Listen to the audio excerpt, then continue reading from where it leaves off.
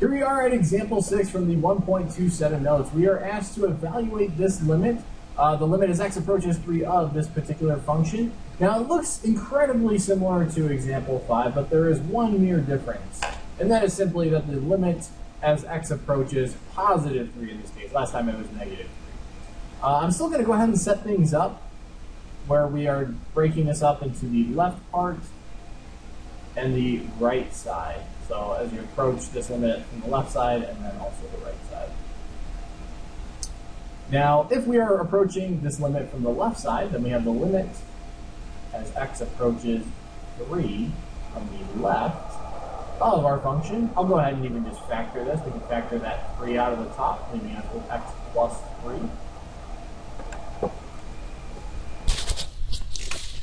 And on the bottom,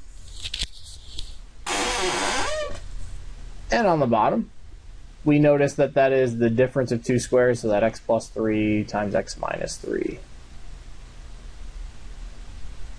These end up just canceling out, just like last time. So then we end up with the limit as x approaches 3 from the left of 3 on top over x minus 3. And if you go ahead and try direct evaluation here, that's still not going to quite work out. So this is a D and E, at least on the left side. Unfortunately, there's nothing more we can really do at that point. Nothing can be factored or canceled. Even if you tried direct evaluation from the beginning, this would not have worked. So that's pretty much all that we can do for the left. Similarly, for the right, things are going to be pretty identical. The only difference is that it's x is the limit. You're taking the limit as x approaches 3 from the right. So that's really the only difference. You're still factoring the same. These guys drop out.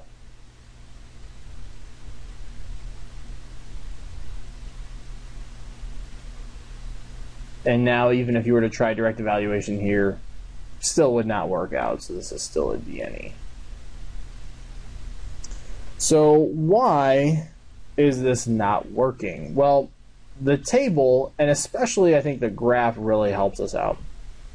If you approach this limit as x approaches 3 from the left, we notice that as you get closer and closer and closer and closer to 3 from the left, your negatives are getting larger and larger and larger and larger very, very quickly. So as you again approach 3 from the left, you're going down towards negative infinity. Okay. Whereas on the right side, as you get closer and closer and closer to 3 from the right, your values are getting larger and larger and larger and larger very, very quickly. We're going upwards towards positive infinity. And because they actually don't end up at the same spot, well, we can't even say that this is an infinity or anything like that, or potentially negative infinity. So as a result, the limit then, as x approaches 3, just in general, not specifying left or right, of our function 3x plus 9 all over this x squared minus 9 just simply won't exist.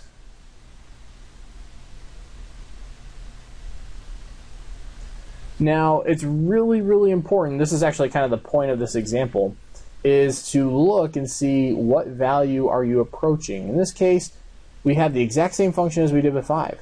But the x value that we were approaching determined that this limit just would not exist entirely. Whereas opposed, in example 5, we saw that it very clearly went to this limit of -1/2. Okay? So you definitely have to be mindful of where you're taking your limits to. So again, that is example 6 from the 1.2 set of notes.